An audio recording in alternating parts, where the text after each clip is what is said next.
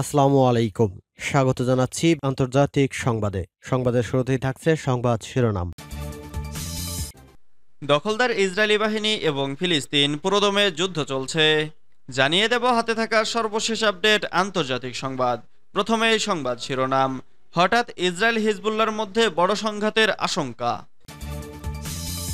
এরপর জানিয়ে দেব নতুন প্রেসিডেন্টকে দায়িত্ব দিলেন ইরানের সর্বোচ্চ নেতা। এদিকে শুধু মানবতা নয়, আমরা ভবিষ্যৎ নিয়েও শঙ্কিত বলেছেন এরদোয়ান। এরপর জানিয়ে দিব এবারে শুধু ভোটটা দিন, 4 বছর পর আর ভোট দিতে হবে না। আরও জানিয়ে দিব পাকিস্তানে ইমরান খানের মুক্তির দাবিতে বিক্ষোভ। সর্বশেষ জানিয়ে দিব এক ব্যক্তির যে ভুলে ভয়াবহ দাবানলে পড়ছে ক্যালিফোর্নিয়া। এতক্ষণ শুনছিলেন সংবাদ শিরোনাম, এবারে বিস্তারিত। তবে অনুরোধ থাকবে ভিডিওটিতে একটি লাইক করবেন এবং কমেন্ট করে জানিয়ে দিবেন কোন জেলা থেকে আপনি আমাদের এই ভিডিওটি দেখছেন। হঠাৎ ইসরায়েল হিজবুল্লাহর মধ্যে বড় সংঘাতের আশঙ্কা। দখলদার ইসরায়েলের অধিকৃত গোলান মালভূমিতে ক্ষেপণাস্ত্র হামলায় অন্তত 12 শিশু নিহত হয়েছে। ইসরায়েল দাবি করেছে লেবাননের সশস্ত্র গোষ্ঠী হিজবুল্লাহ এই হামলা চালিয়েছে, যদিও হিজবুল্লাহ এই দাবি অস্বীকার করেছে। তবে ইসরায়েলের মিত্র যুক্তরাষ্ট্র জানিয়েছে ক্ষেপণাস্ত্রটি লেবানন থেকেই ছোড়া হয়েছে। তবে এই ক্ষেপণাস্ত্রটি ভুলবশত ফুটবল খেলারত শিশুদের উপর পড়তে পারে বলে সন্দেহ করেছে তারা। গোলান মালভূমিতে ক্ষেপণাস্ত্র আঘাত হানার পর হঠাৎ করে ইসরায়েল ও হিজবুল্লাহর মধ্যে বড় সংঘাতের আশঙ্কা তৈরি হয়েছে। দখলদার ইসরায়েলের প্রধানমন্ত্রী বেনিয়ামিন নেতানিয়াহু যুক্তরাষ্ট্র গিয়েছিলেন। সেখানে সফর সংক্ষিপ্ত করে ইসরায়েলে ফিরে আসছেন তিনি। যুদ্ধাপরাধের দায়ে অভিযুক্ত নেতানিয়াহু হুমকি দিয়েছেন তিনি ইসরায়েলে ফিরেই নিরাপত্তা কাউন্সিলের সঙ্গে বৈঠকে বসবেন এবং হিজবুল্লাহকে এই হামলার জন্য উপযুক্ত জবাব দেবেন। নতুন প্রেসিডেন্টকে দায়িত্ব দিলেন ইরানের সর্বোচ্চ নেতা। ইরানের সর্বোচ্চ নেতা আয়াতুল্লাহ আলী খামেনি দেশটির নতুন নির্বাচিত সংস্কারপন্থী প্রেসিডেন্ট মাসুদ পেজেশকিয়ানকে আনুষ্ঠানিকভাবে দায়িত্ব দিয়েছেন।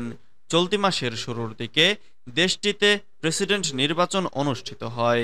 খামেনির কার্যালয় থেকে এক বার্তায় বলা হয়, জ্ঞানী, সৎ, জনপ্রিয় এবং বিজ্ঞ পেজেশকিয়ানকে আমি সমর্থন করি এবং আমি তাকে ইসলামী প্রজাতন্ত্র ইরানের প্রেসিডেন্ট হিসেবে নিয়োগ করছি। মঙ্গলবার পার্লামেন্টে নতুন প্রেসিডেন্ট হিসেবে তার শপথ নেওয়ার কথা রয়েছে। দ্বিতীয় দফার ভোটে কট্টরপন্থী সাইদ জালিলিকে পরাজিত করে ইরানের নতুন প্রেসিডেন্ট হিসেবে নির্বাচিত হন মাসুদ পেজেশকিয়ান। নবনির্বাচিত এই প্রেসিডেন্ট স্বল্প পরিচিতির মধ্যপন্থী রাজনীতিবিদ। গণমাধ্যমের খবরে বলা হয়, পেজেশকিয়ানকে ভোট দেওয়া অধিকাংশ মানুষই শহুরে মধ্যবিত্ত এবং তরুণ বলে মনে করা হচ্ছে। সাবেক প্রেসিডেন্ট ইব্রাহিম রাইসি এক হেলিকপ্টার দুর্ঘটনায় নিহত হওয়ার কারণেই দেশটিতে নতুন করে প্রেসিডেন্ট নির্বাচন অনুষ্ঠিত হয়। শুধু মানবতা নয়, আমরা ভবিষ্যৎ নিয়েও শঙ্কিত বলেছেন এরদোয়ান। মার্কিন কংগ্রেসে ইসরায়েলি প্রধানমন্ত্রী বেনিয়ামিন নেতানিয়াহুর দেওয়া ভাষণের কড়া সমালোচনা করেছেন তুরস্কের প্রেসিডেন্ট রিসেপ তাইপ এরদোয়ান। শনিবার 27 জুলাই এরদোয়ান বলেছেন, আমরা যখন 40,000 নিরাপদ মানুষকে হত্যাকারীকে সাধুবাদ জানাতে দেখি তখন কেবল মানবতার জন্যই নয়, আমাদের নিজেদের ভবিষ্যতের জন্য চিন্তিত হই। খবর আনাদোলু এজেন্সির। দেশটির উত্তর পূর্বাঞ্চলীয় রিজ প্রদেশে এক অনুষ্ঠানে তুরস্কের প্রেসিডেন্ট বলেছেন, নেতানিয়াহুর মতো একজনের জন্য লাল গালিচা বিছিয়ে দেওয়া, পাশাপাশি তার মিথ্যার প্রশংসা করা আমেরিকার জন্য একটি মানসিক দাসত্ব। গত বুধবার মার্কিন কংগ্রেসে নেতানিয়াহুর ভাষণের জবাবে এরদোয়ান বলেছেন, আমরা মার্কিন প্রতিনিধি পরিষদে সেই অপমানজনক দৃশ্যগুলো একসঙ্গে দেখেছি। আমরা সেখানে যা দেখেছি তাতে মানবতার পক্ষে আমরা লজ্জিত হয়েছি। এবারই শুধু ভোটটা দিন, 4 বছর পর আর ভোট দিতে হবে না। মার্কিন প্রেসিডেন্ট নির্বাচনের আগে বাড়ছে উত্তাপ। একদম খোলাখুলি মেরুকরণের পথে হাঁটলেন সাবেক মার্কিন প্রেসিডেন্ট ডোনাল্ড ট্রাম্প। সরাসরি খ্রিস্টানদের প্রতি বিশেষ আর্জি জানালেন, সেই সঙ্গে আক্রমণ শানালেন কমলা হ্যারিসকে। আগামী নভেম্বরের নির্বাচনের আগে ফ্লোরিডার সভা থেকে খ্রিস্টানদের উদ্দেশ্যে ট্রাম্প বলেন, এবারই শুধু ভোটটা দিন, তাহলে তিনি সবকিছু এমনভাবে ঠিক করে দেবেন যে তাদের আর 4 বছর পরে গিয়ে কোনোদিন ভোট দিতে হবে না। তিনি বলেন, আমার প্রিয় খ্রিস্টানরা, এবারই শুধু আপনাদের বাইরে বেরিয়ে ভোট দিতে হবে, এরপর আপনাদের আর ভোট দিতে হবে না। আমি আপনাদের ভালোবাসি খ্রিস্টানরা। এ সময় কমলাকে আক্রমণ করে ট্রাম্প বলেন, এই নভেম্বরে কমলা হ্যারিসের উদারপন্থী চরমপন্থাকে নাকচ করে দেবেন আমেরিকার মানুষ।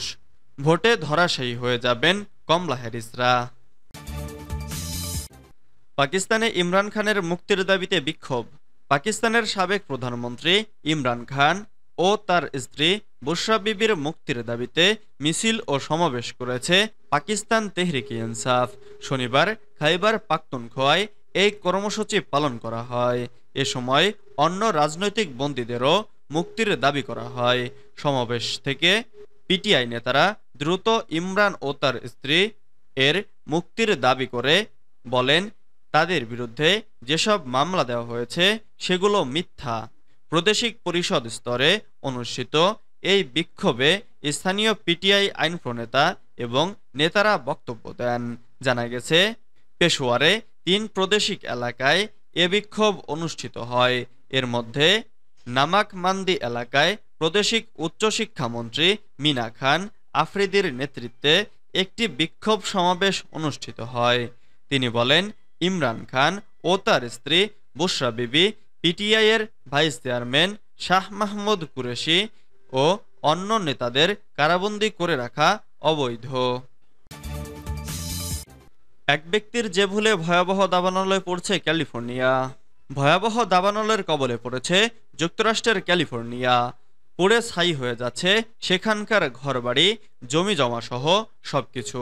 তবে এই ভয়াবহ দাবানলের সূত্রপাত হয়েছে এক ব্যক্তির ছোট্ট ভুলের কারণে।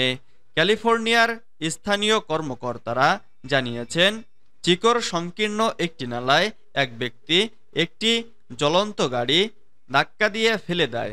এরপর ওই গাড়ির আগুন থেকে দাবানলের সূত্রপাত হয়, যা এখন একটি বড় বিপর্যয়ে পরিণত হয়েছে। পরবর্তীতে 42 বছর বয়সী ওই ব্যক্তিকে গ্রেফতার করা হয়েছে। যুক্তরাষ্ট্রের স্থানীয় সময় শনিবারও আগুন স্বাভাবিকভাবে ছড়াচ্ছিল। দাবানল নিয়ন্ত্রণে আনার দায়িত্বে থাকা কর্মকর্তা বিলিসি বলেছে, আগুন প্রতি ঘন্টায় 4 থেকে 5,000 হেক্টর জায়গা গ্রাস করছে। এটি একটিও নিয়ন্ত্রণ করা যায়নি। দাবানলটি এই গতিতে আরও ছড়াতে থাকবে বলেও জানিয়েছেন তিনি।